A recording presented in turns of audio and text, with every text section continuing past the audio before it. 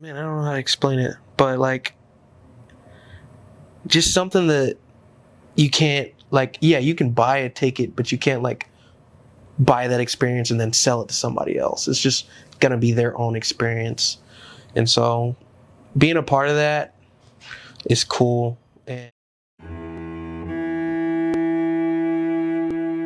Your name. my name is Henry Parwoth. And you're a musician. Yeah, I'm a musician. I live in Kalamazoo, Michigan, and I've been making music for the past 5 years. It's been a great experience. I've met so many people through the music scene. I also met Rob through the music scene. So, yeah, You are originally from Uganda. yeah, yeah. So I was born in Uganda, and my family moved to the United States in 2005. My mother, she was attending Western Michigan University here in Kalamazoo to get her PhD. And so the whole family moved over here.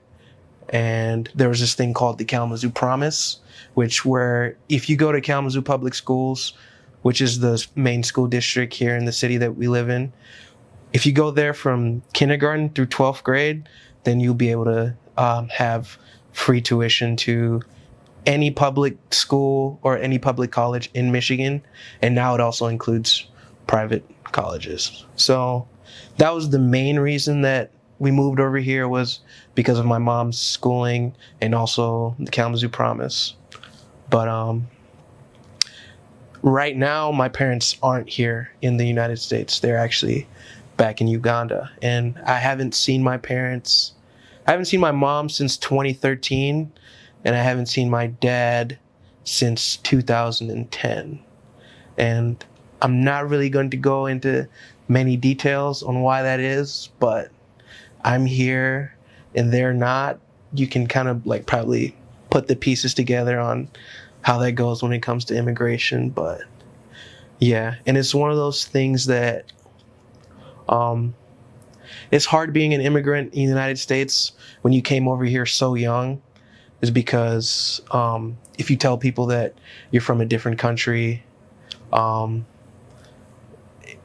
I don't know, there's just something weird about it. They think that it's hard for you to be American, where for me, since I came here when I was 3 years old, um, everything I know is American. I probably know more American history than some people who were born here and things like that. So like essentially I'm an American who was born in Uganda. And I don't know what something that's just been on my mind that I'm compelled to speak about on here is that there's kind of like a profile of what an immigrant is, and what people, when they're on Facebook or on TikTok and they see things about different immigrants, there's always this just like one profile of people that um, cross the southern border from Mexico to United States, and they think that's how everything is. But there are so many people with different circumstances that are put into this one size fits all kind of profile when it comes to immigration in the United States. So like if somebody met me and they talked to me, um, maybe the only thing that could give or tell that I'm an immigrant or that I'm not American is my skin color and like how dark I am. But other than that, like I function as an American. I go to school in America, but my life here is is volatile, and it's like subject to change. Like um, the birthright citizenship, Trump is trying to do some things to stop that, and so it's kind of a scary time right now. And it doesn't really matter which side of the political spectrum you're on. There are people living here who have built their life here, and whether they did it the right way or the wrong way, they can still have their rights taken away as somebody who lives here. So Scary. it's very scary. Do you Has your parents heard your music? Yeah, my parents have heard my music. My father, he was a pastor. He's actually a chaplain right now, and my mother, she was a member of parliament in Uganda, and she started a school for orphans. And I come from a very religious background, and some of my songs have curse words in them. So I'd assume that they're not too happy about me cursing in my songs, but I think they enjoy it. They really enjoy it. Maybe they'll be able to see you perform live someday. Yeah, hopefully. That'd be really Hopefully. cool. It would be really cool. And that's also another thing that I'm pretty nervous about is getting to see my parents again through all of the different legislation around immigration and how right now something could be possible, but then in a year or two or even next week, things can change so fast just because of technically one person wanting things to go differently than how they have been for ever. Yeah. Is there any kind of timeline to you seeing your parents again, or is it kind of whenever it's possible? So right now the most realistic possibility is when I graduate, because then they would have a reason to get a visa to come over here. Would be their immediate family member is graduating. So I'm graduating in December of 2025. So we would have to, my sister told me about the process, and I don't really exactly know how it works, but it would be something as though like we write a letter and try to help them gain the visa that way, and that me graduating is the reason. And so that's what I'm banking on right now, but who knows, essentially. Yeah. Very cool. Let's rewind back to music for a second. How did you get into like songwriting and performing? I got into songwriting because when I was in 10th grade, I saw this TED Talk of this guy named Steve Lacy, who's one of my favorite artists, and I remember the TED Talk was called The Bare Maximum, and he spoke about how he produced a Grammy-nominated album using his iPhone. And so after watching that, I was like, I have an iPhone and I'm watching this video on my iPhone.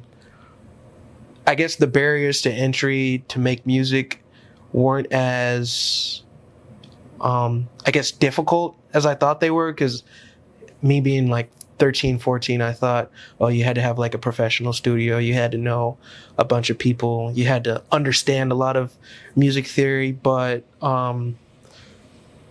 watching that video made me realize that making music was very accessible and seeing a story. So that's when I started writing music, but I never really took it seriously until 2020 with the whole COVID pandemic. That's when, everybody just had free time on their hands. And so I honestly don't think that if the COVID pandemic happened that I would be doing music as much as I am now, because all you had was time. And if you have a lot of time, you have a lot of time to get better at something. And so I guess that's something I'm thankful about, is that, having that 6 months to a year of you're not really going out and doing the things that you can do now or the things that you could have done before. So you have to figure out how to occupy yourself and your time. And music was something that just came easy, and it didn't feel like I was straining myself. So, yeah. What was the first song that you wrote? The first song that I wrote, it was called Trip. It's kind of a dumb song. It kind of sucked. But I was so happy, and I showed all my friends, and they liked it. And yeah, it was just like, at that time I was listening to a lot of cloud rap and like Lil Yachty and stuff like that. So it was essentially a song about nothing, but it sounded good. And I'm one of those people where I'm not too snobby about music, because at the end of the day, whatever makes you feel good makes you feel good. So it was just one of those things where I wrote a bunch of random things down, and as long as the melody sounded good and people got a certain feeling from it, then that was good enough for me. And what's the most recent song you wrote? The most recent song that I wrote is called Burning Man. It's actually, I wrote a poem and then I made the song inspired by the poem. Yeah. Very cool. Yeah, and it's not out yet, but I'm working on finishing the production of it and getting it out for release soon. And you're in a couple of musical projects right now. Yeah. So I'm in El Sol, which is a group of my friend Alex / Santino Jones and my friend Jack Harrison, who is a producer. And I'm also in a collective called Caged Lotus, but it's not as active as it was a few years ago. But yeah. And you found these guys through this community. Yeah, this community in Kalamazoo, specifically the Vine neighborhood. So I guess also to add on to what allowed me to be more passionate about music and actually take it very seriously was during the pandemic as well. I got COVID while I was away at college at Olivet College. And so when I came back to Kalamazoo, I didn't have anywhere to really go, essentially. And so I moved in with my brother, who lived on this street called Oak Street. And there's this guy named Alex / Santino Jones who lived there. There's also this guy named Sam Peters who lived there. Now, Sam Peters, in the basement where we lived, he had like a full music studio. He was a mixing and mastering engineer. Alex was a rapper. My brother also made music. And then Kat, our other roommate, she made art. So it was a very artistic household. And through living there, everyone was like 3 to 4 years older than me. But through there, my eyes were opened to the music scene here in Kalamazoo, and specifically the Vine neighborhood. And so if that hadn't happened, if I didn't get COVID while I was in college and was forced to move back, I don't know if I would have met all these people here, because around that time, yeah, music was cool and I enjoyed music, and I spent a lot of time while I was at college, like writing songs and trying to record stuff on my own. The reason I was going to college at Olivet College was to play soccer, and I was also wrestling, and those were my two favorite sports. And if you asked me in 2020 or 2019 or 2018 what I wanted to be, it would be like a professional soccer player. Even though you're probably not going to make it to the pros if you're at a D3 college, but that was still like a dream of mine. But then I kind of pivoted from there, you know. And you're in Headband Henny. Yeah. I am in Headband Henny, and I am also Headband Henny at the same time. So there's the live project that includes my friend Adam, my friend Will, my friend Taylor, my friend Julian, my friend Mason. And they're the guys who I really trust with bringing Headband Henny to life. And we practice almost every week. We actually have a show tomorrow in Chicago. And Headband Henny as like a persona came from when I was in high school, my senior year.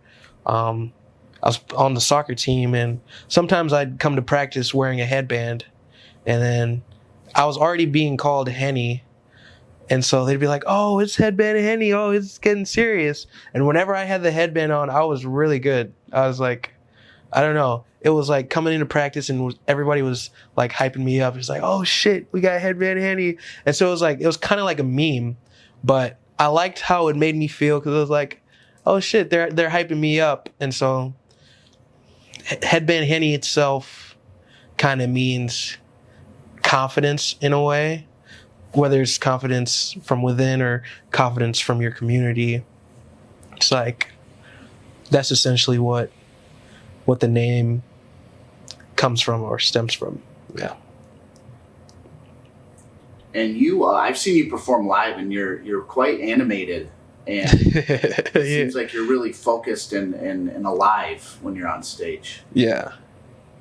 Yeah, it's one of those things where I remember vividly my favorite concert, and that was in 2021, Lollapalooza. Tyler, the Creator, was the headliner for day 3. And the way his set was just so intentional was something that I like took note from. And I mean, I haven't had a concert where I have the budget to have like a really well thought out stage plot with different props and different artifacts here and there, and like he was able to bring that to life with all the different items that he had on stage that were there intentionally. But the one thing that I could copy and I could take notes directly from was his energy. I mean, I don't know, thousands of people in the crowd, and he still made it feel like he was performing to you individually. And like, I know how it feels when you're performing for like a couple hundred people. It's hard to like single out people or try to give everybody a unique experience. But if you're just like giving that energy and being really animated, different people can interpret how you're putting forth your energy out there. And so I realized that, moving around a lot and talking to the crowd and sometimes making eye contact with the different people, it gives people a very unique experience, even though they're all at the same place. Oh yeah. Where's your dream spot to perform right now? Dream spot to perform right now be the Super Bowl. That would be dope. The Super Bowl with the Detroit Lions playing. And winning. And winning, yes. So whenever that is, I thought it was going to be this year, but whenever that is, I'd love to do that. But a more realistic place to perform, I think it's in Colorado, the Red Rocks. That place, I think is it an amphitheater? Amphitheater? Is that what it is? Or I think it's like a naturally formed amphitheater. Yeah. I've just seen videos of that, and I've also spoke to people who have told me about their experience watching whoever it was back in the day at the Red Rocks, and so I think that'd be a cool place to go. Okay, sweet. Cool. What is your favorite thing about performing? My favorite thing about performing would be, I like performing with my band. I just like being up there with the homies, just trying to give people an experience that every experience is unique, and like every live show is different. So I mean, just being something up there for people to look at and people to enjoy. And it's not like I don't know how to explain it, but like just something that you can't, like, yeah, you can buy a ticket, but you can't like buy that experience and then sell it to somebody else. It's just gonna be their own experience. And so being a part of that is cool. And, you know, hopefully like someday they're like, oh dude, like, yeah, I was at this Headband Henny concert and this happened. So like being able to give somebody that memory as well is my favorite part. Have you ever bombed a show? Yeah. So we recently bombed a show in Detroit, and it wasn't like a crazy bombing, but we picked like a bad cover, and like okay, so the cover wasn't bad itself. The song itself wasn't bad, but picking that song for that crowd was not the right idea. And the cover was $1 Million Baby, and like that's like one of the biggest songs out right now, or was really big, over 1 billion streams.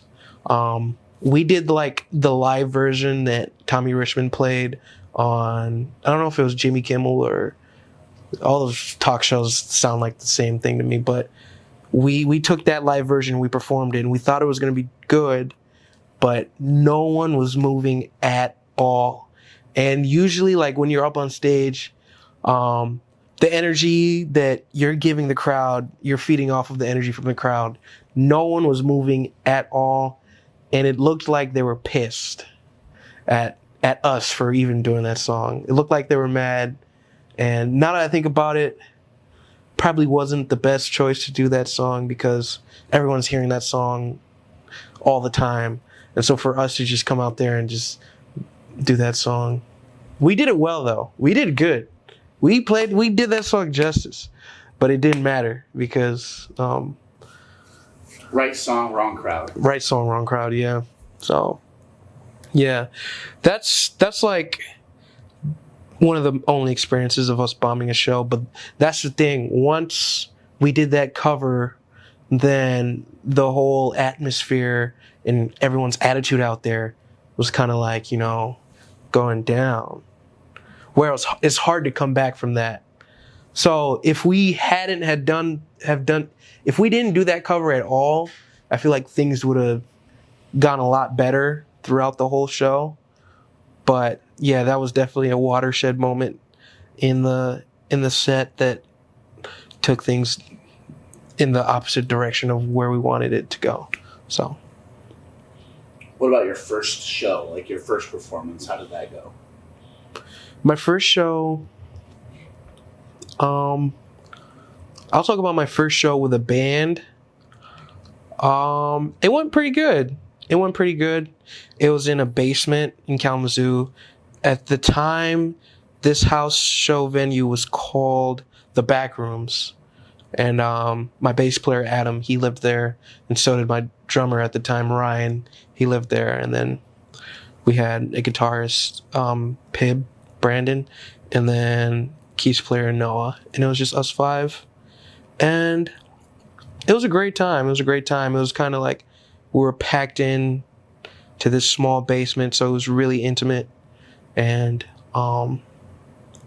was a great experience. Now, the sound wasn't really that good because it was in a basement, but it was one of those things where it's like, you got to start somewhere, and I'm glad that's where we started, because it was really cool, and most of my friends came, so I had a great time.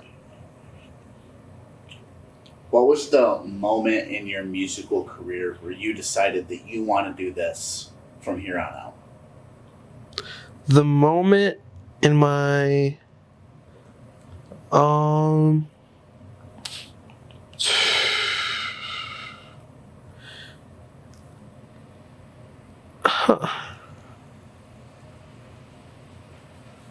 I'd say one of the main moments recently is my friend Micah. He got signed to Columbia Records, and the way me and Micah met was we're playing ping pong at this place called Kalamazoo College, and my friend Abraham introduced me to Micah, and then from there on I was telling him about the scene here, and then like just our friendship grew, and we made a song together. And then I didn't see him for a while, and then he moved back here to Kalamazoo, and he just had like a really meteoric rise, and it was awesome to see, like through TikTok, through Instagram, and through getting signed. Like seeing somebody so close to me being able to do this, and that it's possible. And like he got signed to like one of the biggest record labels in the world. So when I saw that somebody who I know so personally and I really respect, and he actually respected me more, and like he looked at me as like his, not big brother, but like I kind of like introduced him to the scene, and that there was a scene here, and that people were making music and all the time, and just a bunch of shit like that. And so seeing him be able to just like shoot straight to the top was like, okay.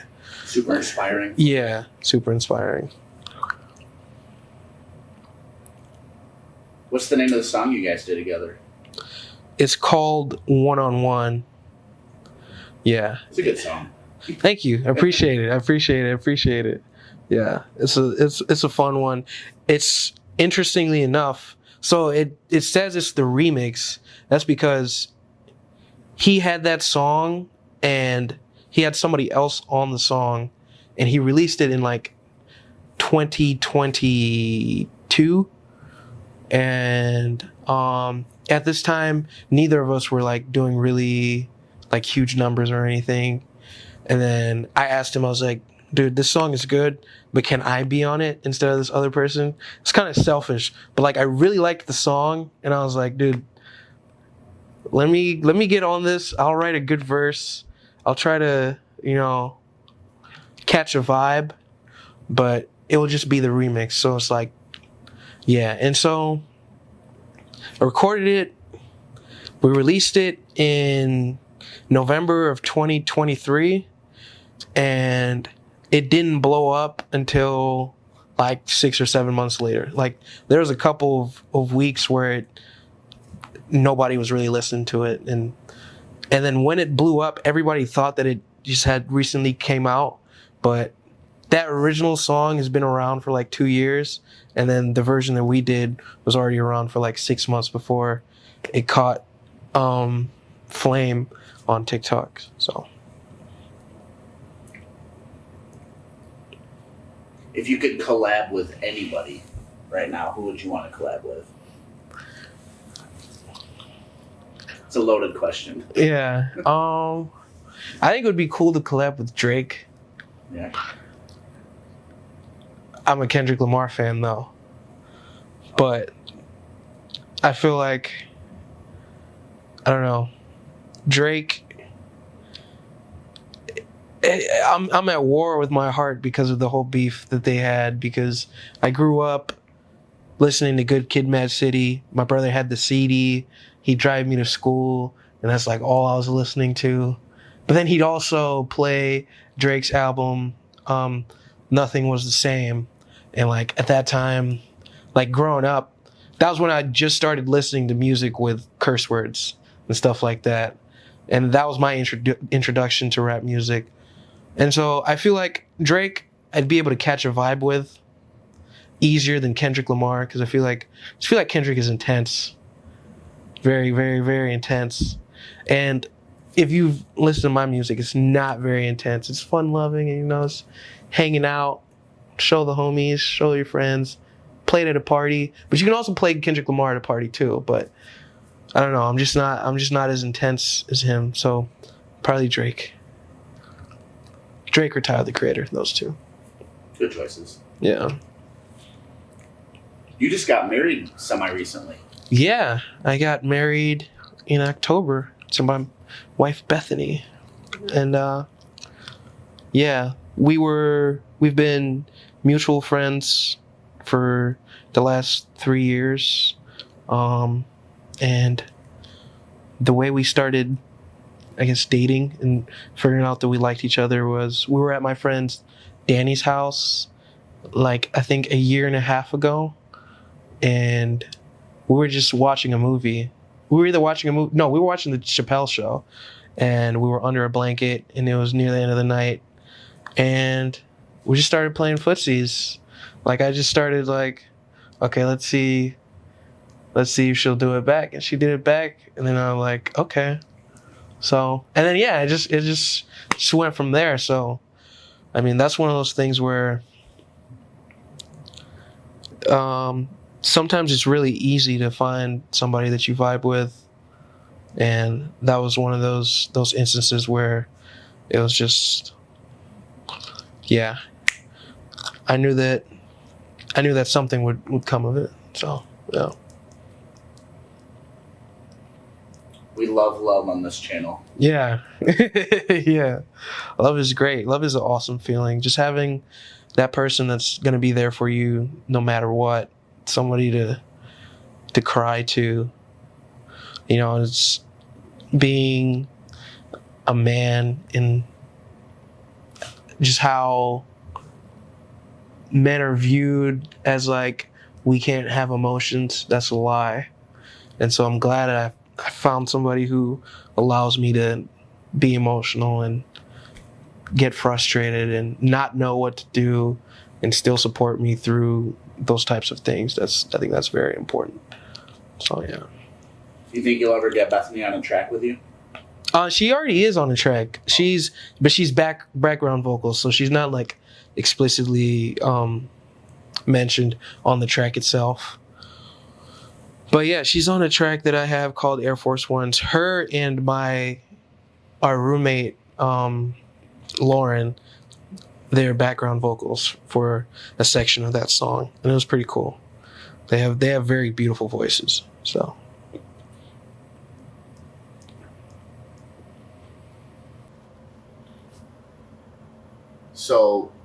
the community lost a pretty special person that you were close to.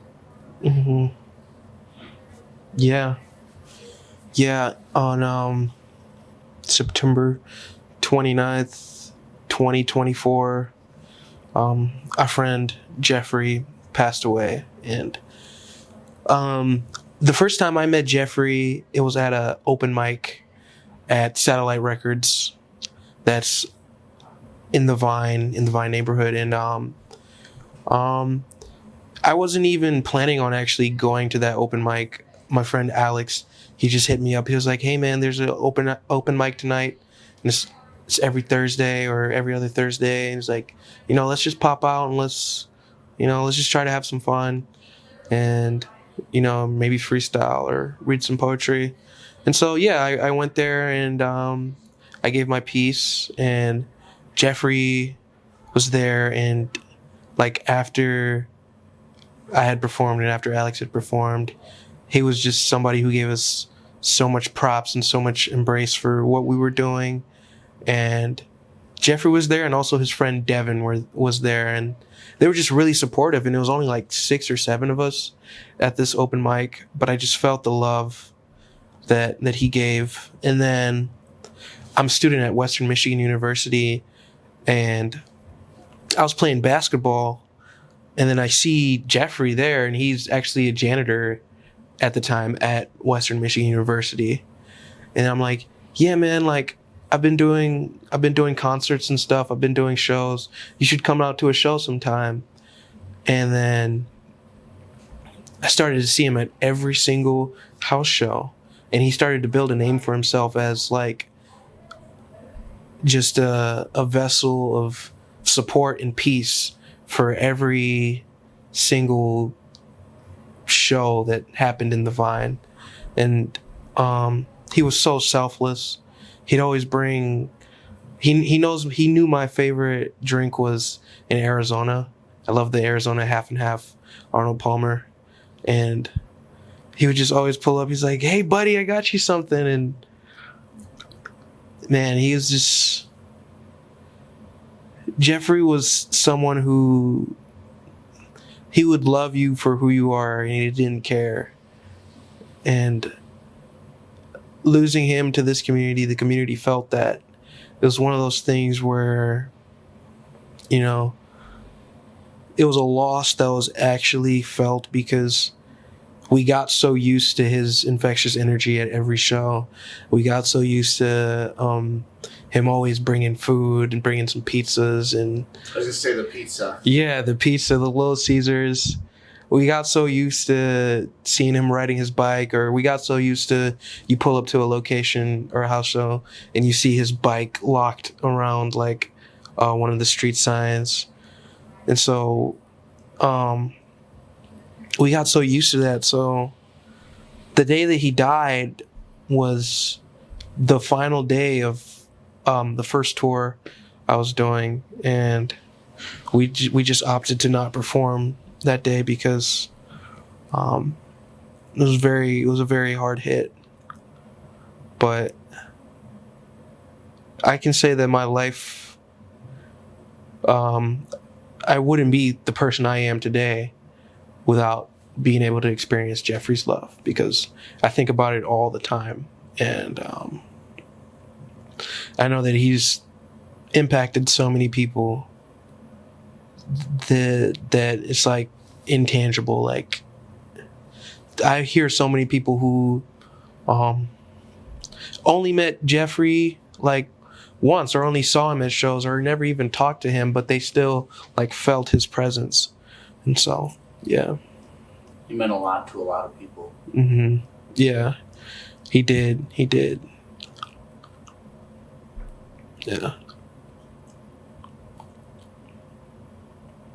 It's rare to find such a unique soul, you know. Yeah, somebody who was so passionate. Like, he once rode his bike to Grand Rapids. I don't know, I think it was like 4 or 5 hours. Just him riding his bike to go support his friends playing a show. Like, that just speaks volumes to how much of a good friend he was. Like, I don't know anyone else who would ride their bike to a city that's like 50, 60, 70 miles away just to support their friends. And so if there's any story that shows the type of person that Jeffrey was, it's probably that one. It can be hard to get people to drive that far, let alone Yeah. a bike. Mm-hmm. For real. And it's just pure determination. Jeffrey was a freak of nature. He was very one of the most athletic people, the most unathletic athletic people, actually, because you couldn't play basketball with him, or like, you know, a ball sport, but like he could run.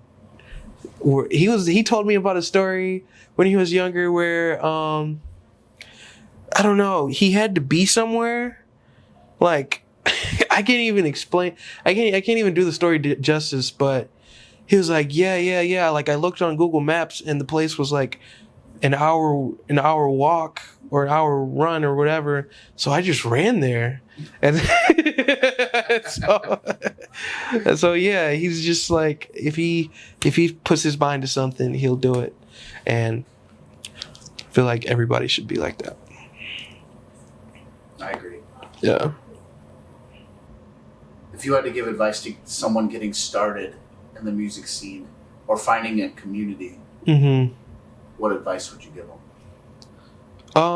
The advice I'd give would be,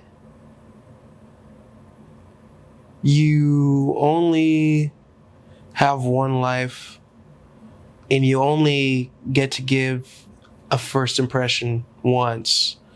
So, when meeting people, first impressions are always like important. Something to like actually be cognizant of before you meet people is like, how do I want to present myself in the most authentic way to be able to connect with this person? And, you know, sometimes you're not going to connect with everybody, and it's easy to be upset about that. But as long as you know that you weren't trying to be somebody else or be inauthentic, and you know that you were being yourself and you were showing up the best that you could, whether it's performing, whether it's meeting new people, whether it's the content that you put out, where they're even writing the song. If you know you're being yourself and it's truly you and people don't like it, then that's on them, because eventually you'll figure it out. And I don't like all the music in the world, and I know not everybody likes my music, but I know that it's me and it can't be replicated. And owning that fact that no one can live your life and no one can replicate what you do exactly how you do it. Take ownership of that and be proud of that. And that should be something that, keeps you going. Yeah. Very well said. Thank you. If you had to leave one thought about you, who you are, and as Headband Henny and music as a whole, what would that lasting thought be? I'd say the lasting thought would be try. I don't know if that's even a thought, but like maybe just try. Because you never know what you can do until you try. Exactly. Like I still don't know. I have this weird thing where I don't know if people think Headband Henny is a singer or if Headband Henny is a rapper. Because I know there's people who are like they enjoy my music that's me rapping, and then they enjoy the music that's me singing, or they enjoy like different styles of me as a person or me as an artist. And the reason that I've made different styles of music is because I was just like, oh, fuck it, I'm gonna try. Am I allowed to curse? Yeah. Okay, yeah. I was like, yeah, fuck it, I'm gonna try. And so, yeah, I'd say that's the lasting thought, is just try it out, see what happens. I wasn't a big fan of onions when I was younger because I didn't like how they looked. And then I tried them on a burger, and it wasn't like, it didn't blow me away, but I wasn't scared of the onions anymore, So, yeah, just try. Just try it. Yeah, just try it. Awesome. Well, thank you so much, Henry. Where can people find your music? You can find my music on Spotify, Apple Music, YouTube Music, Deezer. We're finally getting some radio play. So, just Headband Henny on all platforms. I have a website now up, and yeah, anywhere that you can stream music, you can find me. And yeah. Thank you so much. Thank you, Rob. Appreciate it.